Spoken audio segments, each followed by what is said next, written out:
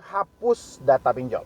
Ini pembahasan yang cukup menarik ya. Ini yang ditunggu-tunggu dari teman-teman semuanya. Padahal banyak jasa-jasa di luar sana yang menawarkan jasa hapus data, jasa menghentikan sebar data, jasa untuk tidak disebarkan data kita ke kontak, ke teman dan selainnya. Yang jelas semua jasa itu bohong semuanya. Ya, mungkin di beberapa video saya sudah sempat kalau memang ada jasa menghapus data pinjol, kenapa nggak mereka aja yang minjem? Ya, yang namanya manusia tidak ada yang tidak tergiur dengan uang. Kenapa mereka tidak minjem? Kenapa mereka malah menawarkan jasa kepada kita dengan kita membayar? Kenapa mereka tidak ngambil aja itu dana pinjol? Habis itu dihapus lagi datanya, ambil lagi, hapus lagi, ambil lagi. Berarti satu data aja bisa dipakai untuk minjam selamanya. Kapan perlu, minjamnya di bank tuh. Ya, hapus datanya. Ketika orang bank menagih kan data sudah nggak ada. Ya itu logikanya, berarti hal itu tidak ada. Itu hanya bisnis semata yang manipulasi diri Anda dan memanfaatkan keadaan Anda yang panik dan pusing saat ini. Ada juga orang yang menawarkan jasa menghapus data dengan meminjol. Ya, dengan meminjol gitu loh. Padahal iming-imingannya hapus data, tapi malah disuruh orang ini untuk minjam kembali di pinjaman online. Itu juga tidak ada. Ya, pahami ya dari teman-teman semuanya ya, karena banyak saya perhatikan penipu-penipu itu malah mengikuti channel saya. Mengikuti channel saya ini bukan semata dia ingin mengetahui, tidak, dia hanya melihat siapa nih orang-orang yang kira-kira menjadi target dari mereka. Ya, yang menjadi target untuk mereka tipu. Baik itu di Instagram, di Snackdio, di TikTok, itu banyak banget yang ngikutin. Ya. Oke, bagaimana caranya kita menghapus data yang sebenarnya? Ya, memang data ini tersemat di dalam smartphone kita. Ya, semua data kita komplit di smartphone kita. Ya, sebelum saya jelaskan, saya sampaikan dulu kenapa pinjol mau mencairkan dana kepada Anda. Karena kekomplitan data kita yang ada di smartphone. Hampir rata-rata dari kita ya 98% menyimpan data-data pribadi mereka di smartphone. Ya, dan data mereka mungkin lebih banyak di handphone mereka daripada di alam nyata.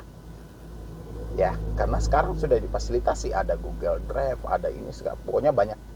Ya, sehingga itulah yang menjadi sumber kekuatan dari pinjol untuk meminjamkan dana kepada Anda secara tanpa perlu bertemunya antara si debitur dan si kreditur yang biasanya kita lihat ya, kalau di leasing di bank kan harus bertemu itu. Ya, kalau ini enggak. Dia cuma lihat riwayat itu aja, berpatok kepada fintech data center. Kalau saya rasa fintech data center enggak patokan mereka ya, tapi patokan mereka itu adalah data kita yang aktif, apalagi data-data Anda yang pegawai negeri ya, atau aparatur sipil negara yang disebut ASN sekarang ya, dulu PNS ya. Itu cepat banget gitu. Ya, karena dia tahu data ini pasti orang ini banyak nih. Ya, yang ditakutin nih. Kalau kayak aparat itu meminjam di pinjol, yang dia takutin kan atasan dan senior mereka.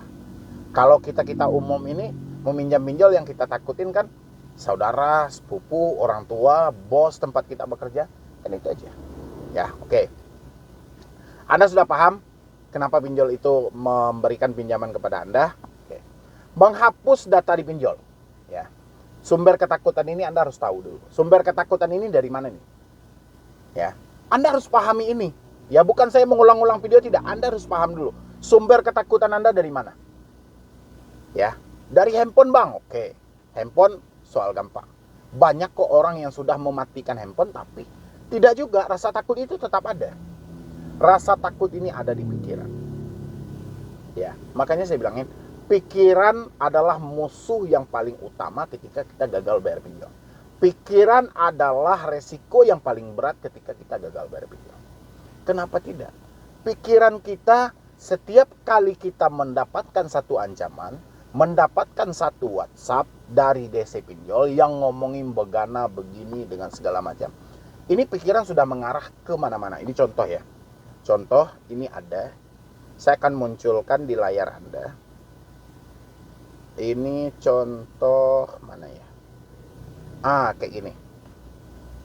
Bangsat, anjing, anak monyet, ya. Kau punya mata, bayar hutang lu sekarang di APK tabungan rupiah, sekarang juga. Kau lihat jika sampai malam ini tidak kau proses data kau, akan kami sebarluas ke seluruh kontak yang ada di ponsel kau bangsat. Kau pikir kami akan beri kau lolos cuma-cuma? Ya. Dengan kita mendapatkan ancaman seperti itu, pikiran merespon kemana-mana nih.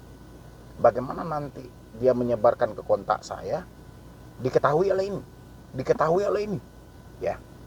Ini penyebab apa nih? Pikiran kita, ya. Dan diri kita tidak mampu untuk jujur dalam hal ini. Coba sejak awal kita terbuka nih. Oke, ini gak ada masalah. Kalau ancaman sudah seperti ini, oke, kalau itu mau Anda, saya stop pembayarannya. Biarkan. Yang penting jangan sampai ada rasa takut. Jangan sampai kita memikirkan hal-hal yang aneh-aneh dalam pikiran kita. Ya, dan satu lagi nih contohnya. Ini ada juga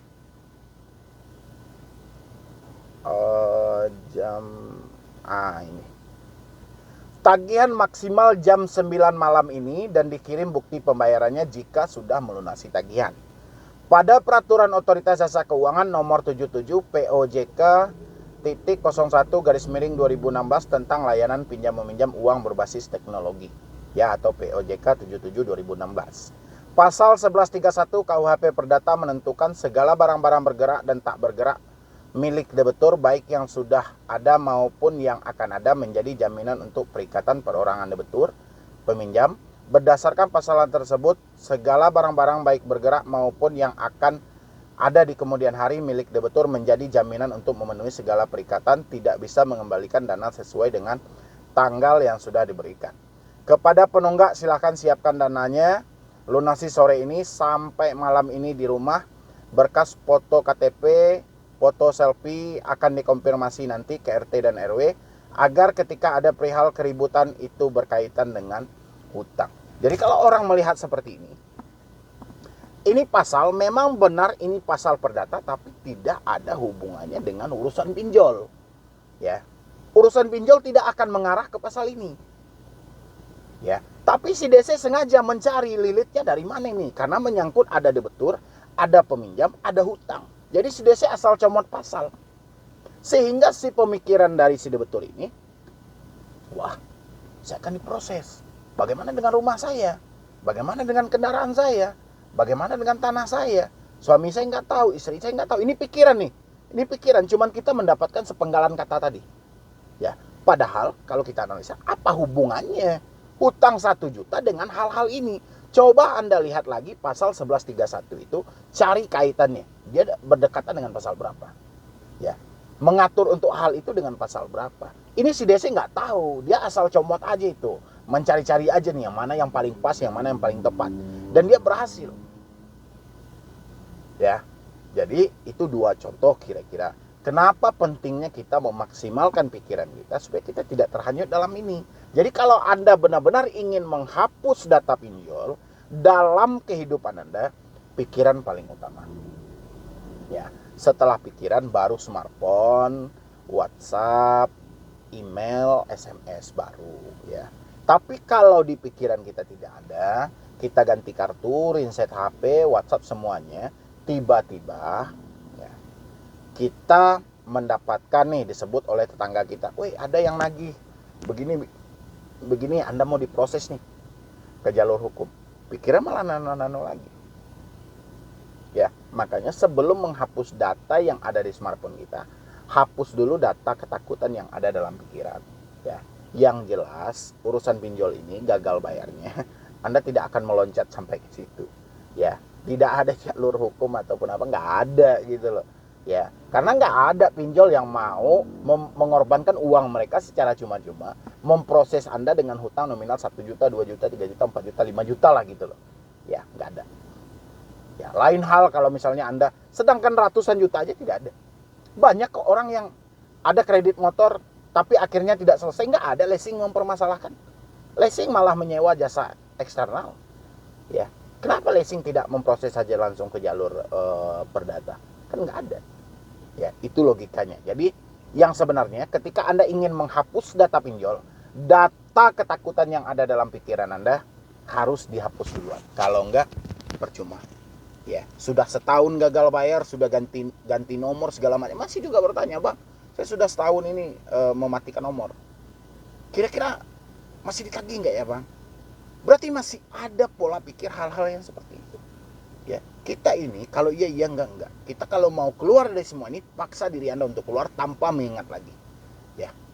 Masa lalu ini bukan kita lupakan, tidak, tapi kita jadikan untuk pelajaran. Bukan menjadikan untuk penakut-nakutan kita di masa depan, tidak.